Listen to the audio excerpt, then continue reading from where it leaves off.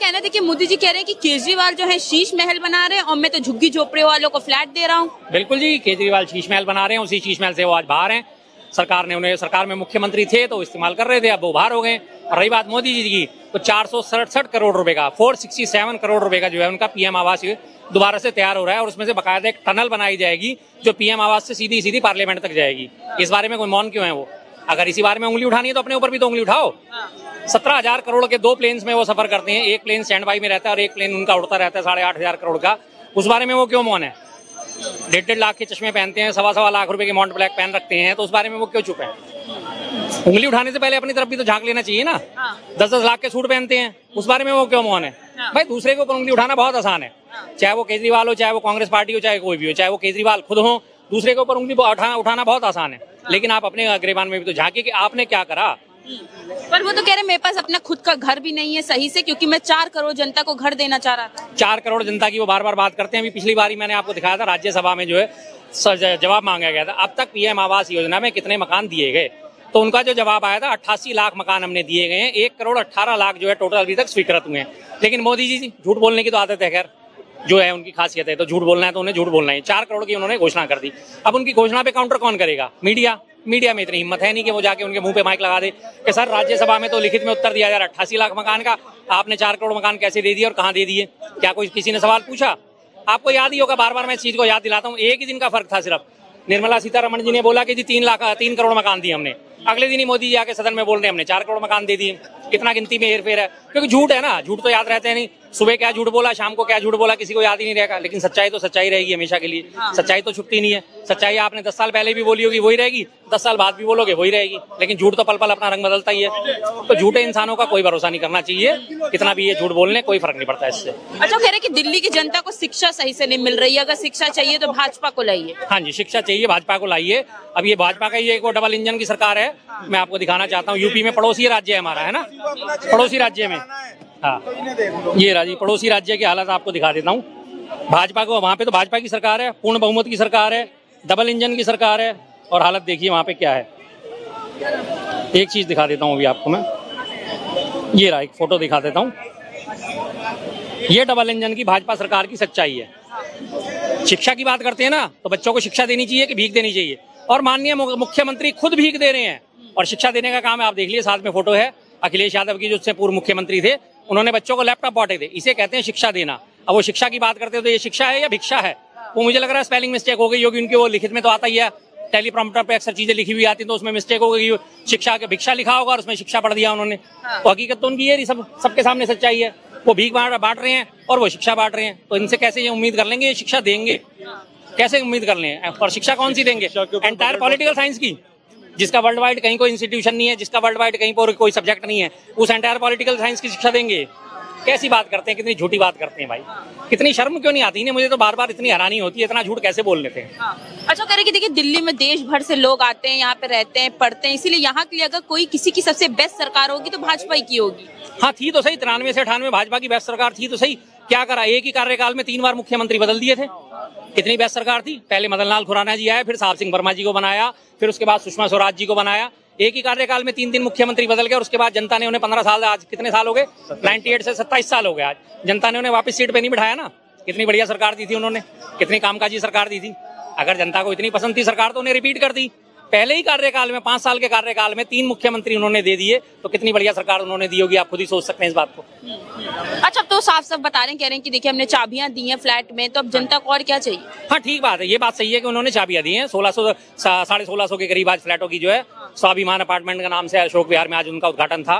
पूरा road ring road बंद था, मैं भी रिंग रोड में पीछे ही फंसा रहा 2 घंटे तक, क्योंकि मोदी जी ने निकलना था। चलिए खैर, ये तो प्रोटोकॉल की बात है, कोई इसमें बड़ी बात नहीं, कोई बड़ी। बिल्कुल दिया उन्होंने, लेकिन दिए कब? 10 साल बाद। वादा कब करा गया था? 2014 में, जहाँ चूंकि 2 लाख रुपए दे चुके, हाँ वो 2.25 लाख रुपए उनसे सबसे लिए गए हैं।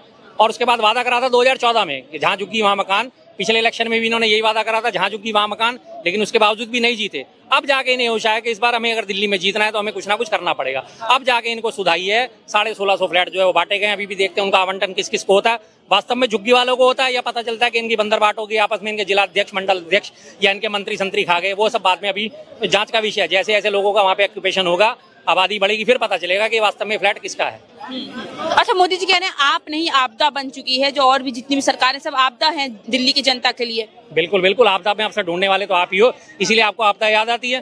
कोविड हुआ, पूरा देश कोविड से जूझ रहा है और वो आपदा में अवसर ढूंढते हुए अपना पीएम केयर फंड बना के और लाखों करोड़ों रुपए का अरबों रुपए का चंदा उसमें इकट्ठा कर रहे हैं, जिसमें आज तक ये नहीं पता उस चंदे का हुआ क्या करा क्या नहीं करा, कितने वेंटिलेटर बांटे गए, कितनी दवाइयां बांटी गई, कितने लोगों को रिलीफ दी गई। आपदा में अवसर ढूंढना तो इसे कहते हैं ना। जहां जहां आपदा आई वहीं इन्होंने लोगों ने अवसर ढूंढा, वहीं फौरन ही कैंपेन चला दिया, डोनेट करो। लोगों ने हजारों करोड़ रुपया डोनेट कर दिया और उसके बावजूद भी क्या हुआ उसका डोनेशन का कहीं कुछ नहीं। केरल में भयंकर बाढ़ आई, कितना हाल खराब हुआ केरल में, 78 से ऊपर लोग मारे गए, लेकिन वहां पे उसको आपदा घोषित नहीं करा, क्योंकि आपदा घोषित करते तो प्रधानमंत्री केयर फंड से पैसा देना पड़ता। उसको हिमाचल में भूस्खलन हुआ, हिमाचल में बाढ़ आई, बादल फटे, क्या हालत हुई थी हिमाचल में। उसके बावजूद हिमाचल की जो है आपदा को इन्होंने घोषित नहीं करा कि राष्ट्रीय प्राकृतिक आपदा है। क्यों? क्योंकि पैसा देना पड़ता। अब जो पैसा जनता का है वही पैसा जनता को देते हुए परेशानी होती है। फिर ये कहते हैं कि आपदा में अवसर ढूंढते हो। आपदा में अवसर तो आप लोगों ने ढूंढा साहब। कोविड के टीके बनाने का ठेका किसको दिया आपने? जिस कंपनी ने 55 करोड़ रुपए का चंदा भाजपा को इलेक्ट्रोल बॉन्ड के माध्यम से दिया, उसको आपने ठेका दिया कोविडशील्ड का बनाने का। क्यों? आपदा में अवसर तो आपने ढूंढा ना। फिर आप कहते हो कि आपदा में अवसर, अपनी बातें खुद कह देते हैं। वही बात है ना कि जनता थोड़ी सी ना समझ है, थोड़ी सी नामालूम जनता है, तो उसको इतनी बातें पता नहीं लग पाती। जी क्या कहना, देखिए मोदी जी कह रहे हैं कि केजरीवाल शीश महल में रहते हैं और मैं तो जनता को घर दे रहा हूँ, फ्लैट दे रहा हूँ। शर्मा जी बौखला गए अभी थोड़े से में ही। अच्छा, इनको जरा सी इंजेक्शन क्या लगाया कि शर्मा जी बौखला गए। इतना परेशान होने की जरूरत नहीं है। इन्होंने 1993 के नाम लिए, हमने 3 मुख्यमंत्री जरूर बदले, पर आज जो दिल्ली के मेन रीढ़ की हड्डी है ये मेट्रो, वो भाजपा ने मदन लाल खुराना नहीं लाया था। आज भूल जाते हैं ये काम को। अरे काम को भूलिए मत। आज उस काम को, मोदी जी के काम को, केंद्र के काम को दिल्ली की जनता ने देखी है, तो बार बार सेंट्रल में क्यों देती है 7 सीट? आपको क्यों नहीं मिलता है? और फिर आपके बार देख लेना, आप दिल्ली में क्यों नहीं आ पाती? मोदी जी पर उंगली तो उठा रहे हो। अपने भी प्रधानमंत्री, अपने भी गृह मंत्री, सब पे देखो जो कौन कौन से सूट पहनते थे, कैसे गुलाब के फूल लगा के चलते थे। उस टाइम नहीं चलते नहीं। गुलाब का फूल लाखों रुपए का आता है, करोड़ों का आता है, 1.25 लाख का आता है क्या गुलाब का फूल? हाँ बताइए। जब दिल्ली में सिलसिले ढंग से बम फूट रहा था तो आपके गृह मंत्री सूट बदलने में लगे थे। आप आवाज सुनो, ठीक है, आप ठीक है। हमने तो वो काम करे हैं जो पहले जो कहा था आपने, कहे ना पहले बार दिए नहीं, तो भूल गए आप। 2022 में भी हमने कालकाजी में फ्लैट बना करके पहले झुग्गी को दिए थे, झुग्गी बना के दिए थे लोगों को। आज फिर दिए हैं झुग्गी जहाज। फ्लैट नहीं मिले हैं सर, थोड़ा सा जानकारी रखा करिए। कालकाजी में वादा करा गया था, उनको उजाड़ दिया गया, फ्लैट उनको आज तक नहीं मिले। अब ये जो 1657 बने हैं, इनमें अगर उनको दी जा रही हो जगह तो अलग बात है। 2 साल में वादा करा था, आज आपकी झुग्गी उठा रहे हैं, कल ही आपको फ्लैट मिल जाएगा, लेकिन आज तक कालकाजी में फ्लैट नहीं बने हैं। ध्यान रखो इस बात का। आगे आपने इतना ही दिया होता, आपने अगर फिर कहूंगा तो आप कहोगे 55 साल पुराने चले जाते हो। आपने अगर इतना ही करा होता तो अभी आपने प्रश्न उठाया ना, तो आपके राहुल गांधी जी क्यों नहीं संसद में पूछते हैं कि 4 करोड़ सवाल सुन लीजिए। देखिए सवाल, देखिए अच्छा, केजरीवाल कह रहे हैं कि करोड़ों के घर में रहते हैं मोदी जी और करोड़ों की हवाई जहाज में घूमते हैं, 10 लाख का सूट पहनते हो, कहते हैं शीश महल नहीं है मेरे पास। उनके तरह एक के साथ एक फ्री पौवा देकर के नहीं देश की जनता को मूर्ख बनाते। अच्छा। वो देश में काम करते हैं, वो देश के काम करने के लिए हवाई जहाज में जाते, वो सूट पहन के जाते हैं। तो विश्व के जो ताकतवर प्रधानमंत्री राष्ट्रपति होता है उनके कैसे स्वागत करते हैं? मनमोहन सिंह करोड़ रुपए का बनेगा पीएमओ, डेवलपमेंट होगा पीएमओ में, 467 करोड़ रुपए का अंडरग्राउंड टर्मिनल। मैं नहीं कह रहा था, प्रिंट बहुत बड़ा अखबार है वो कह रहा है, मैं नहीं कह रहा। मेरी बात पे तो आप यकीन करोगे नहीं, सीधी सी बात है। तो ये प्रिंट कह रहा है, अब प्रिंट वाले जाके भी मुंह से हवाई जहाज से जा रहे हैं, जो भी कर रहे हैं तो देश के लिए कर रहे हैं। ठीक है जी, जा रहे हैं, हम भी कह रहे हैं, कोई बात नहीं। प्रधानमंत्री उन्हें जाना चाहिए, उनकी सिक्योरिटी को हम कम नहीं आंक सकते। जो उनके लिए जरूरी है वो चीजें होनी चाहिए, लेकिन जब उनके लिए वो चीजें हो रही है तो दूसरों पे उंगली क्यों उठा रहे हैं वो? सीधी बात ये है। मैं तो बहुत बढ़िया सूट पहनूं भाई साहब, शानदार सूट पहनूं, और मैं आपको क्या यार बड़ी बढ़िया, मैं इतनी महंगी जैकेट क्यों पहन रखी है भाई? मैं खुद तो पहन रहा हूं, आपको बोल दूं ये तो गलत चीज हुई ना। मैं पहन रहा हूं तो आपको भी नहीं बोलूंगा, सीधी सी बात है, बात खत्म। अगर आप खुद इन सब चीजों का इस्तेमाल कर रहे हैं तो दूसरों पे उंगली नहीं उठानी चाहिए आपको। क्यों दूसरों पे उंगली उठा रहे हैं मोदी जब खुद कर रहे हैं? तो अच्छा काम करो, कोई ने उंगली उठाया। शीला दीक्षित ने अच्छा काम करी थी, हम उंगली नहीं उठाते हैं क्योंकि उसने दिल्ली के अच्छा काम करा, नहीं उठाते। लेकिन आज केजरीवाल ने अगर दिल्ली की जनता को लूट करके कहा फ्री पानी देंगे और पानी लोग खरीद के पी रहा है तो हम उंगली उठाएंगे।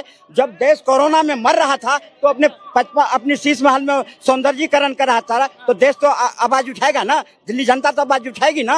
अब बसें फ्री कर दिए महिलाओं के लिए, अब बसें मिलती नहीं है, टूटी फूटी बसें हैं, वो उस तो महिला लोग तो आवाज उठाएगा ना। आप दवाई के नाम पर तो लोग उठाएगा ना। फिर इतने बुखला क्यों रहे भाई, क्यों बुखला रहे हो? पर वही मैं आपको बात बताता हूँ, कोरोना की आपने बात छेड़ी, कोरोना की बात करते हैं तो यहाँ पे हमारे चांदनी चौक से सांसद और उस वक्त स्वास्थ्य मंत्री थे हर्षवर्धन। आपको पता है ना कोरोना में क्या कर रहे थे? वो घर पे बैठे हुए मटर छील रहे थे, घर पे बैठे हुए मटर छील रहे थे, डॉक्टर होने के बावजूद। और डॉक्टर भी ENT मतलब ईयर नोज थ्रोट, जो संक्रमण सबसे ज्यादा गले में ही होता था कोरोना का, और उसके स्पेशलिस्ट होने के बावजूद तो घर में बैठ के मटर छील रहे थे। फिर आप कहते हो कि आवाज उठाई, क्या आपने आवाज उठाई? आप ही का एक दूसरा डॉक्टर संबित पात्रा, हालांकि वो बवासीर का इलाज करता है लेकिन उसके बावजूद भी डॉक्टर तो है। वो कहाँ था? वो भी घर में ही था। सारे के सारे तमाम आपके डॉक्टर और सारे के सारे नेता घर में बैठे हुए थे कोविड के टाइम में। तब आपने क्यों नहीं बात करें? तब आपने जनता के बीच जाके काम क्यों नहीं करा? आप जो आवाज उठाते हो कि हमने आवाज उठाई, ऐसी आवाज उठाई कि घर में बैठ के मटर छील के आवाज उठाई आपने? हमने तो ऐसे आवाज उठाए जो शरद पवार से लेकर सोनिया गांधी तक थाली बजाने पर मजबूर हो गई। अच्छा, देश को साहस पर मजबूर हो गया। और ये पूछो कि सेंट्रल गवर्नमेंट ने दिल्ली को कोविड में क्या सहायता दी थी? सेंट्रल क्या सहायता दी? 1 रुपया नहीं दिया था। सुनो दे रहा हूँ जवाब। जब केजरीवाल ने कह दिया अब मेरे समझ से बाहर है तो गृह मंत्री ने आकर के और प्रधानमंत्री का योजना ने आकर के दिल्ली को संभाला था। जो आज ये लोग वही लोग हैं जो एक मिनट शर्मा जी, ऐसे है कि दिल्ली से जो इनकम टैक्स जाता है ना वो 2 लाख करोड़ से ऊपर जाता है। फर्स्ट नंबर बॉम्बे का है और सेकंड नंबर दिल्ली का है। आप गूगल उठा के देखो कि सेंट्रल गवर्नमेंट दिल्ली को क्या देती है। 1 रुपया भी नहीं देती इनकम टैक्स में, दूसरी जगहों पे देती है। बता रहा हूं मैं, इनके गृह मंत्री साहब की कोविड की आपने बात छेड़ी थी तो गृह मंत्री साहब मैदान में कब उतरे थे? 7 दिन बाद, जब दिल्ली के हालात काबू में आ गए थे, जब सारे ठीक ठाक से अरेंजमेंट हो गए थे, उसके बाद गृह मंत्री साहब उतरे कि हाँ जी अब सब दिल्ली में अरेंजमेंट ठीक हो गए। तो जाती 2 अस्पतालों का दौरा करा और मैंने सब ये काम करा दिया जी। मैंने आज जायजा लिया है, सारे अस्पतालों की उनको चाक चौबंद कर दिया, सारी मेडिकल फैसिलिटीज को चाक चौबंद करी। पहले उन्होंने इंतजार करा कि पहले ठीक हो जाए सब कुछ, उसके बाद मैं फील्ड में उतरूंगा। और यही बात थी, सबको पता है। क्रेडिट लेने के लिए आप लोगों का सबसे आगे हो, काम करने में सबसे पीछे हो, क्रेडिट लेने में सबसे आगे हो।